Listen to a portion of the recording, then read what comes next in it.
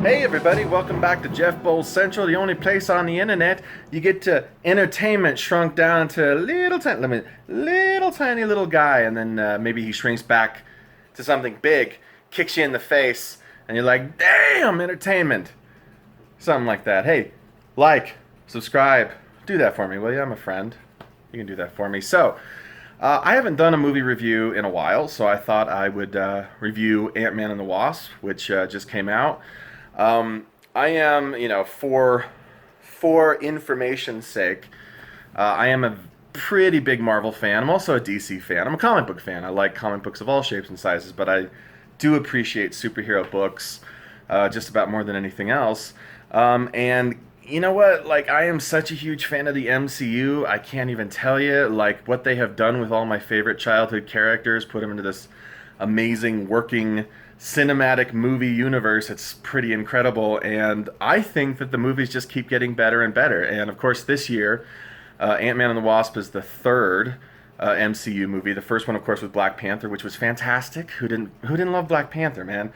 And then Infinity War, which was huge. I mean, it had everybody in it, and it was kind of darker in tone, but then also kind of not, because I don't know if you've noticed, but the MCU movies of late have been getting a lot more light, lots of comedy, and that's kind of where Ant-Man comes in, because even though, well, Thor: The Dark World might be the funniest one, or sorry, Thor Ragnarok might be the funniest MCU movie to date, but Ant-Man is pretty damn funny. Ant-Man and the Wasp, it's a better movie than the original Ant-Man.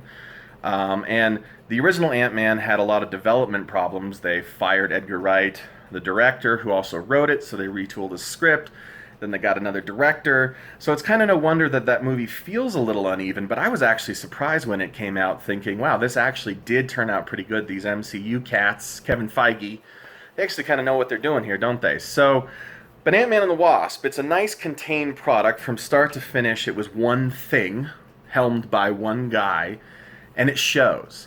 I love Ant-Man and the Wasp. I have loved all three MCU movies this year, and I don't expect that trend to stop anytime soon. These guys are on fire. What I love most about Ant-Man and the Wasp is it's not just funny. It's about family.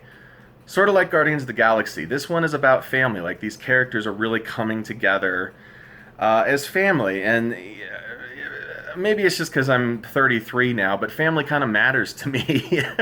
Just as much as comedy, just as much as I punch you in the face and you punch me back and then I use my superpower, all that stuff. Paul Rudd is once again great as Scott Lang, Ant-Man.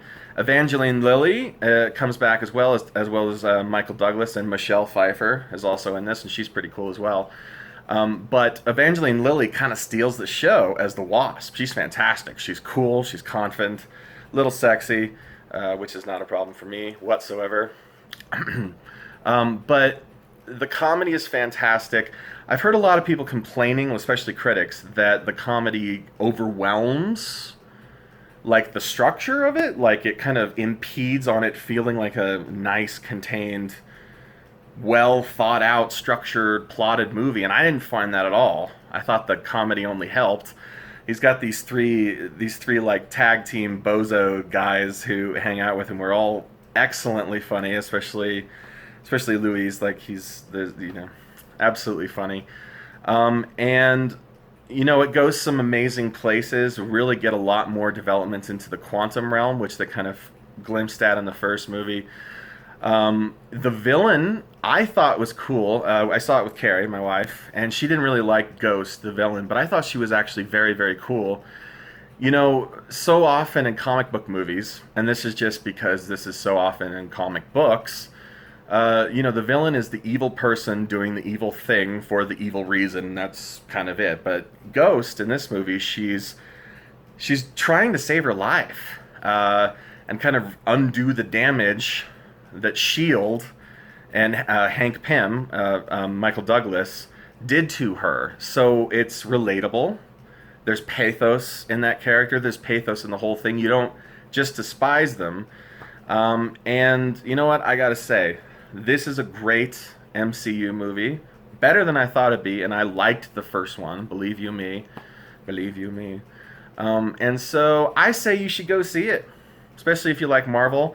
You know what's great about Ant-Man? They really understand the fun of having a character who can shrink to microscopic scale and to 60-foot scale. They have a lot of fun with that. There's so many size gags. The giant Pez dispenser, and Giant Man leaping into the bay, the San Francisco Bay, and there's just so much cool. So using the flatbed truck as like a what was it, a scooter or something, right? A skateboard. So, my friends, Ant-Man and the Wasp is definitely a win for me. Great MCU movie, better than I thought it'd be, better than the first one. Great continuation after the heaviness of Infinity War. And I understand the next MCU movie comes out in March, and that I'm excited for, because that's Captain Marvel. And Captain Marvel, the Carol Danvers iteration, if you don't read the comics, she's the newer version of Captain Marvel, but she's great. She's one of my favorite newer version Marvel characters, if I can say that, because she's been around forever too. So, Ant-Man and the Wasp from Jeff Bowl Central gets an official 8 out of 10, which is pretty damn good. When was the last time you got 8 out of 10 and everything? Well, you take a calculus test, right? You're doing your numbers and your...